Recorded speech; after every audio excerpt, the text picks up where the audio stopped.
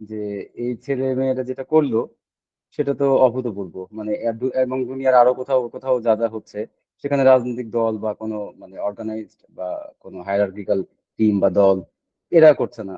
এই নিউটনের সাথে একটু আগে কথা হয়েছিল, সেও বলছিল যে ঘটনাগুলো ঘটায় সাধারণ মানুষ, এবং রাজনৈতিক দলগুলা এদের পেছনে পেছনে দৌড়াচ্ছে।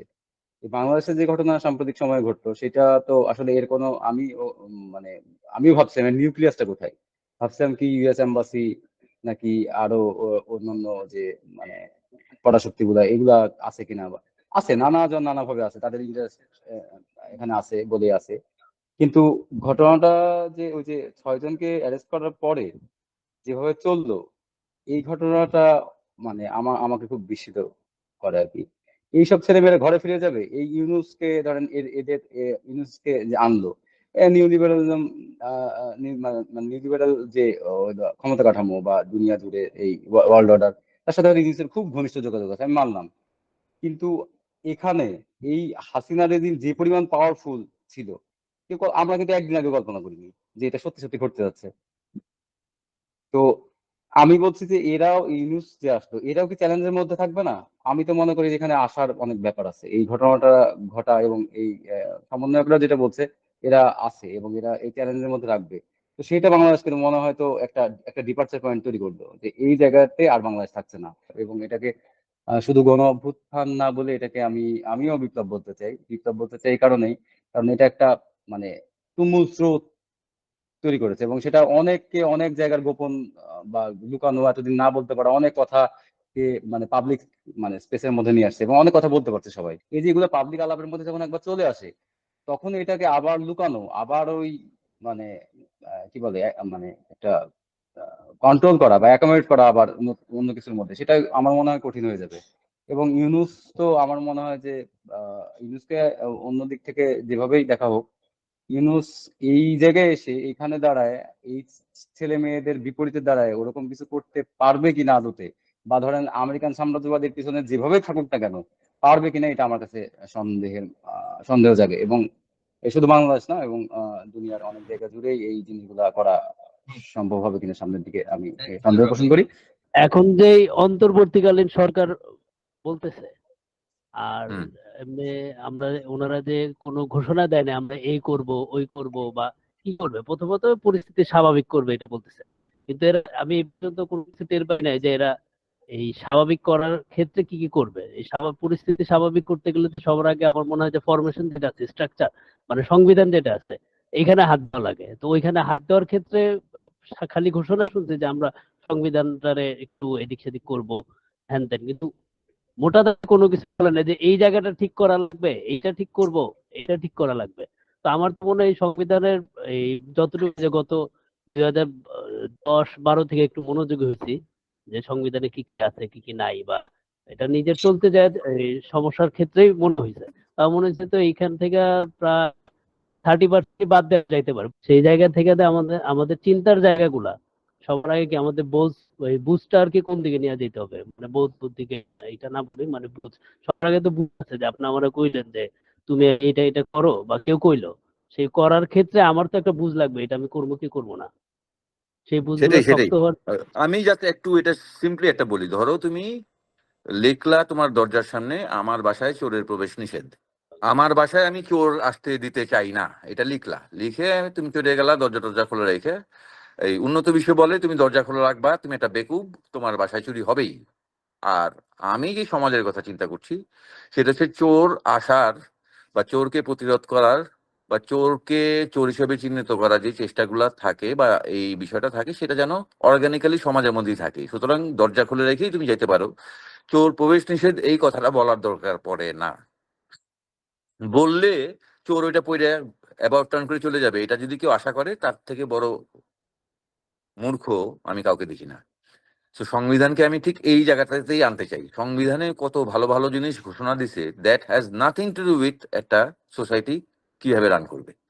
আর হতাশার বিষয়গুলো আসলে তুমি আরেকটা শব্দ দিয়ে রিপ্লেস করো, আশঙ্কা। ঘর পড়া গরু সিঁদুরে মেঘ দেখলে ভয় পায়, বাংলার কি কঠিন বাগধারা। 90-এর অভিজ্ঞতা নিয়ে আমাদের বাইরে ওঠা, অষ্টশীতে আমার দেশ ছেড়ে চলে যাওয়া, একটা প্রিভিলেজ ফ্যামিলির ছেলে কিভাবে কতটা ত্যক্ত বিরক্ত হইলে সে দেশ ছেড়ে চলে যায় সেটা একটু বুঝতে চেষ্টা করো। সিম্পলি এটার এক কথার উত্তর নাই আর কি। What do you actually want? তুমি কি চাও, আমি কি চাই, সেটা এক জায়গায় যেন আসুক, সেই জন্যই তো সংগঠন তৈরি করা, সেই জন্যই একটা আলাপ আলোচনার মধ্যে দরজাগুলো খোলা।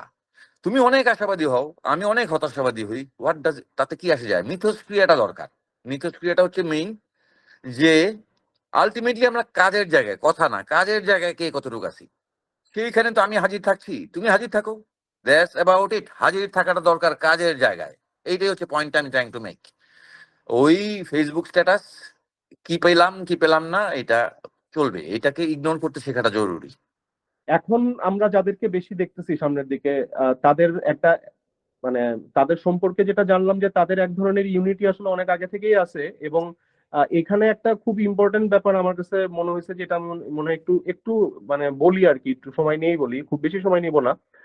সেটা হলো যে যেই এলিট প্রিভিলেজ শ্রেণী যারা আমাদেরকে সবসময় নিয়ন্ত্রণ করে আসছে, তাদের সুবিধা মতন, আমি নিজেও হয়তো জানি না আমি প্রিভিলেজ শ্রেণী, হ্যাঁ ডেফিনেটলি আমি প্রিভিলেজ শ্রেণীর মধ্যেকার মানুষ।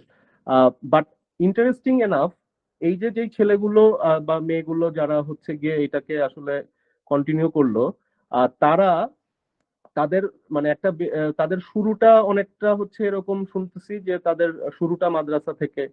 তারপরে যেটা হয় যে মাদ্রাসার যেসব ছেলেপেলেরা একটু চিন্তা ভাবনা করে, একটু পড়াশোনা করে, তাদের এক ধরনের স্টাডি ম্যাটেরিয়াল আছে, যে স্টাডি ম্যাটেরিয়াল গুলোর সাথে আমাদের এই সোকল্ড সুশীল সমাজের রাবীন্দ্রিক মানুষজন যারা আমরা আছি, সুকুমার রায় পড়ে বড় হওয়া, আমরা হয়তো হচ্ছে গিয়ে সেই স্টাডি ম্যাটেরিয়াল গুলোর খোঁজ খবর রাখি না।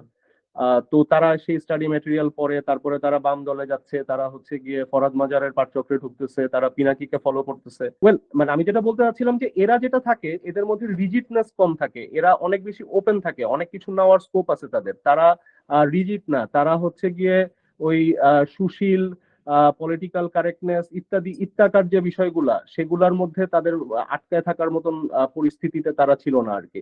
তারা অনেক ওপেন ছিল, তারা সবকিছু সব জায়গায় ঢুকতে পারছে, এবং তাদের মধ্যে আর্জ ছিল, তাদের মধ্যে গ্রাজ ছিল, যেই দুইটা জিনিস তাদেরকে ব্যাপকভাবে তাড়িত করছে আমার কাছে মনে হয়েছে। এবং তারা যথেষ্ট পড়াশোনা জানা বোঝা এবং তাদের মধ্যে বোঝাপড়ার যেটা দেখছি সেটা অদ্ভুত রকমের ভালো ছিল।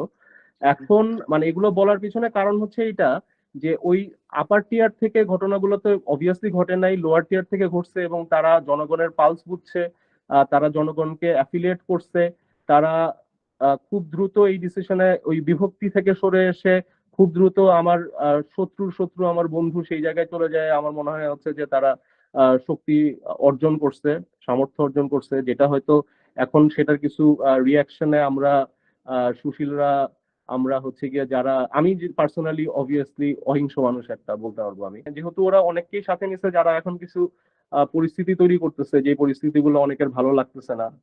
এই 15ই আগস্টের যে ঘটনাগুলো ঘটলো সেগুলো নিয়ে তো মারুফ ভাই অলরেডি এগুলা নিয়ে তো আলাপ তুলছেন, সো এটা নিয়ে আসলে আর আগানোর কিছু নাই। তবে আমি যেটা বলতে চাচ্ছি আর কি, মোদ্দা কথা, জেসি মনে হয় জিনিসটা ধরতে পারছে, আপনারা সবাই ধরতে পারছেন, সেটা হচ্ছে যে এই ছেলেপেলে গুলা যেই জায়গা থেকে আসলে এই আন্দোলনটা তুলে ধরছে এবং এত দূর আসছে এবং এরপরে কোথায় যাবে আমরা দেখবো। It is too early two I think comment on everything.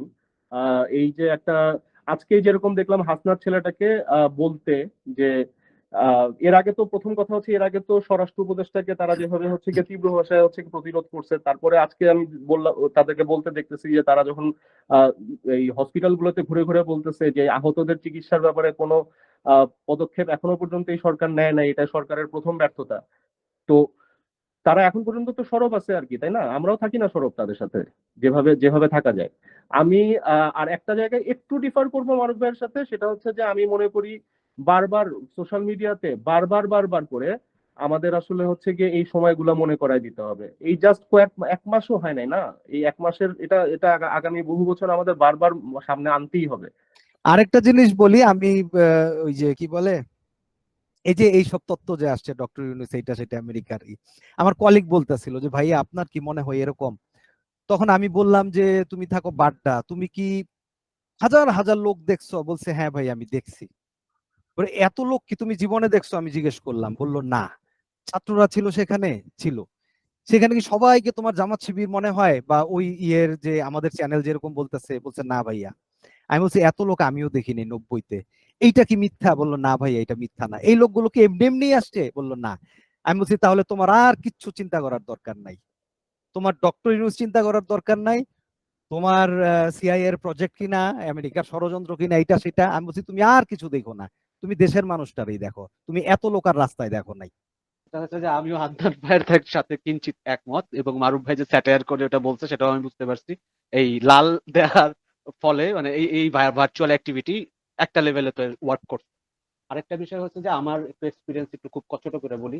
যেমন হচ্ছে যে আপনি বলতেছিলেন যে কোটা যখন আন্দোলন চলতেছে তখন এটা খুব বেশি আপনাকে আকর্ষণ করা নেই, কারণ ওইটা ওই সিটে বসারই আরেকটা রাস্তা। তো ওরা ওইটাকে বৈষম্য বিরোধী ছাত্র আন্দোলন করার পরে আপনার কাছে ভালো লাগছে, এটা সবার কাছে। এবং ওইটা আরো ইন্টারেস্টিং লাগছে যে আমার কাছে, যে আমি কখনো এরকম রাজনৈতিক অ্যাফিলিয়েশন ছাড়া কোনো একটা গোষ্ঠী যে এরকম একটা বড় ঘটনা, মানে বড় ঘটনা এখন পর্যন্ত, কারণ একটা ফ্যাসিস্ট সরকারকে যেহেতু নামাইতে হবে, আমি আমার জীবদ্দশায় যে দেখতে পারবো এটা আমি ভাবিনি আর কি। আমি জানি না 90 নিশ্চয়ই আপনাদের রাজনৈতিক অ্যাফিলিয়েশন ছিল, কিন্তু এই বাচ্চাদের আসলে কোনো রাজনৈতিক অ্যাফিলিয়েশন ছাড়াই ওরা ঘটনাটা ঘটাইছে, এটা খুবই অবাক কাণ্ড লাগছে আমাদের। এক, আর দ্বিতীয়ত ওরা ছাত্রর সাথে ছাত্র জনতা অ্যাড করছে পরে, যেটাও খুবই মানে সুন্দর ঘটনা। তো ফরাদ ভাইয়ের আরেকটা আমি জিনিস দেখলাম যে ছাত্র জনতার সাথে সে সৈনিক অ্যাড করছে। সৈনিকও অ্যাড করে, হ্যাঁ। তো সেই বিষয়টাকে আপনি যদি একটু ছোট করে বলে আমরা র্যাপ আপ করতে। না, আমি খালি এখন জাস্ট চাচ্ছি যে আরো যারা যারা ছিল, শৈবাল আর ফেরদৌস এখন পর্যন্ত কোনো কথা বলে নেই, একটুখানি বলুক, তারপরে আমরা এটা শেষ করি। আচ্ছা, তারপর আমি দুইটা পয়েন্ট বলি। একটা হইতেছে, আমি খুব উৎসাহ নিয়ে ডাকাত তাড়াইতে নামছিলাম, ইটস ট্রু।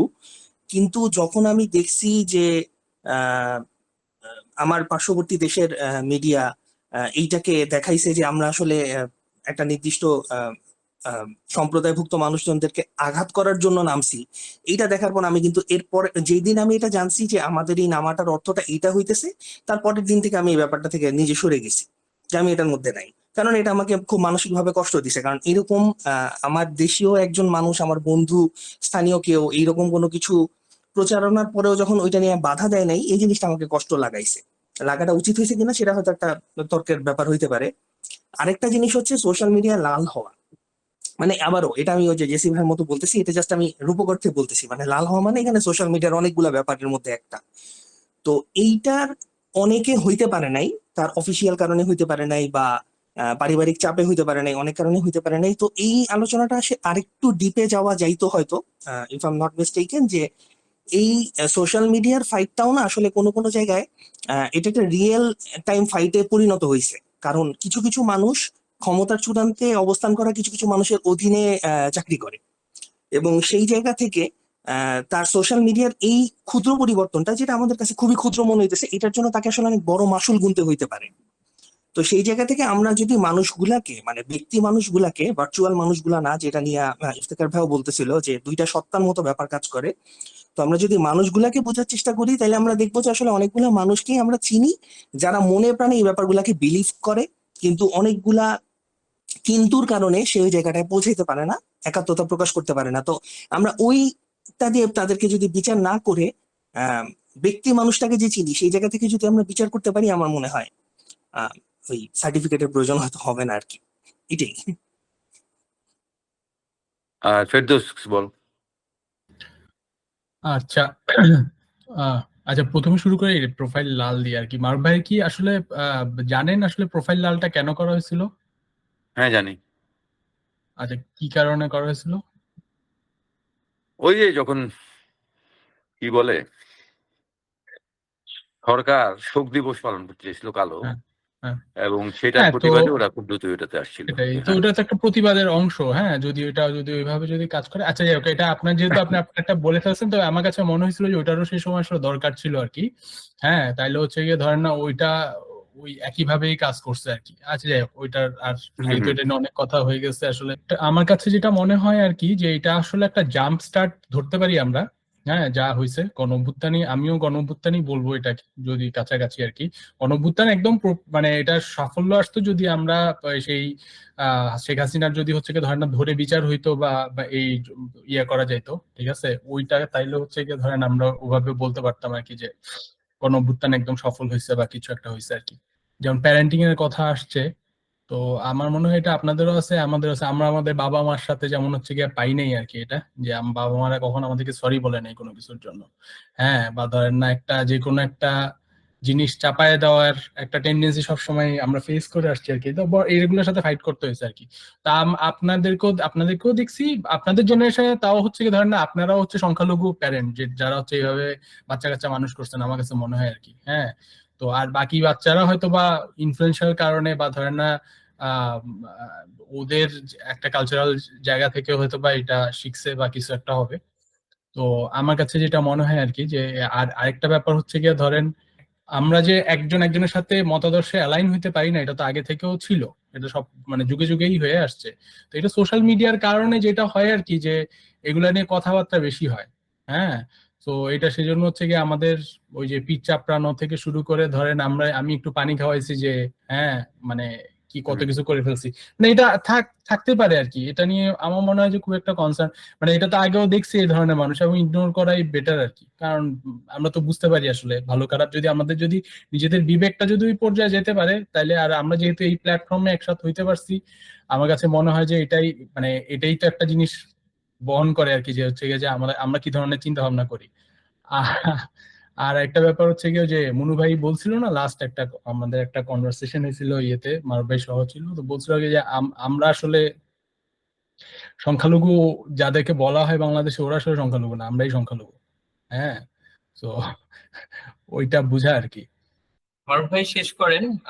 একটু হ্যাঁ, হ্যাঁ, সেটাই।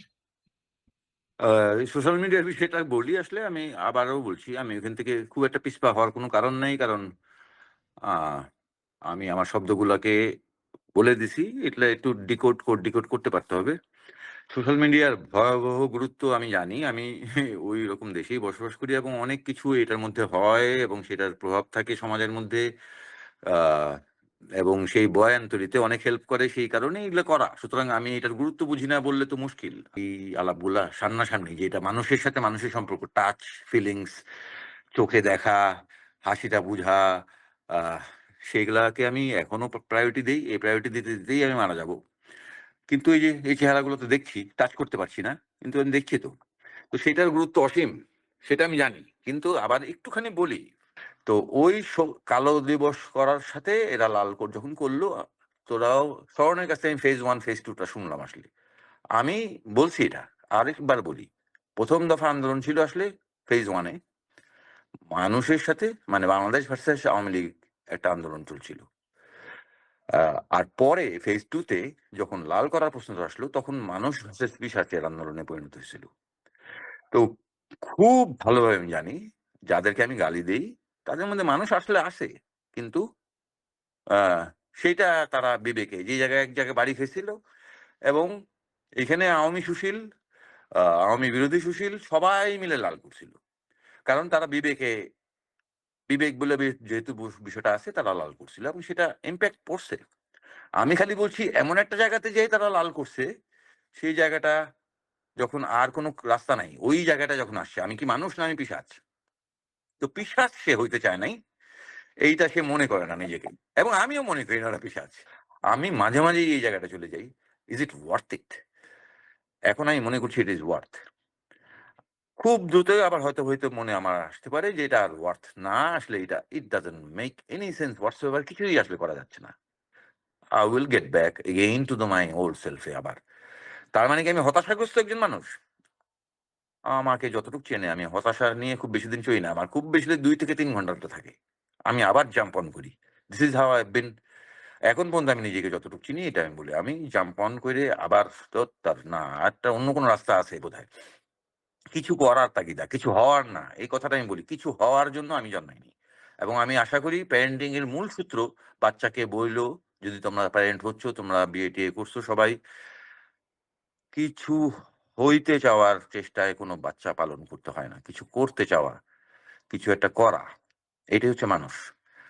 আমার বাচ্চাদেরকে আমি এটা, আমার বাবা যেহেতু আমাকে এইভাবে বড় করছে, আমি ওইটা জাস্ট প্যাস অন করছি। I am not going to say what people wants. অনেক মানুষের কাছে যদি পৌঁছায় যাই, আমি যদি জনপ্রিয় হয়ে যাই, তাহলে আমি বলবো আমি আবার ওয়ান্স এগেইন আমি সামথিং রং। আমার মধ্যে টাকার লোভ হয়তো বা নাই, এটা তোরা কিছু প্রমাণ পাইছিস, কিন্তু আমার মধ্যে খ্যাতির লোভ বা ক্ষমতার লোভ এগুলো আছে কিনা এটা আসলে yet to be tested. If I am getting very popular, that's a dangerous sign. So populist কি জিনিস, পপুলার কি জিনিস, এগুলা আমরা আস্তে আস্তে যাই প্লিজ।